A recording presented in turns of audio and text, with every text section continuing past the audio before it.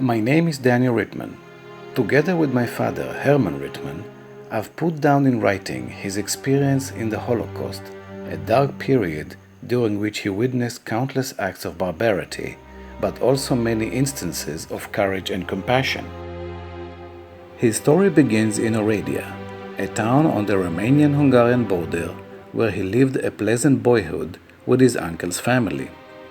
Then after the Third Reich seized control of Hungary in early 1944, they were interned in the Oradea ghetto. During his months there, he worked as a messenger for the Jewish Council, an orderly in a makeshift hospital, and a stable hand for the gendarmerie. Among the last people to leave the ghetto, my father and his family were packed into cattle cars and transported to Auschwitz. His aunt and young family members were taken away on the platform and marched off to one of the gas chambers in Birkenau. Over the next months, my father worked on hard labor details, endured horrifying days on a gas chamber detail, and enjoyed a brief respite during a Red Cross inspection.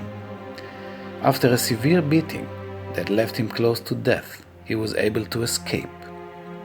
He lived with a Polish farmer until he was recaptured and sent by cattle car to Dachau, then back to Auschwitz. Upon his return, he was selected for execution in a gas chamber. In a bewildering paradox, he was taking out the group marked for death by a strangely cheerful SS officer who turned out to be Josef Mengele, the angel of death and one of the most notorious war criminals in all history, had chosen my father for his medical experiments. I don't think there could be any greater paradox than being saved by Josef Mengele. As the Red Army neared Auschwitz, my father, along with thousands of others, was sent on death marches, the last of which returned him to Dachau. Surviving a riverside massacre, he and few others came across an American armor column. My father lived through it all. Somehow, he lived through it. After the war, my father made his way to Israel and worked on kibbutz until the 1948 war broke out. Staying in the young army, he served in every of the nation's war until being badly wounded in the 1973 Yom Kippur War.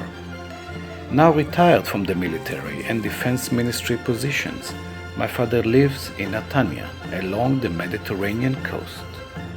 Only recently, and after considerable urging from me and other family members, did he agree to the ordeal of recounting his experiences.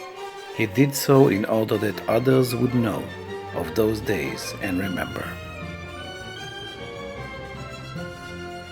Read the entire inspiring story of Herman's experiences in the book called Remember.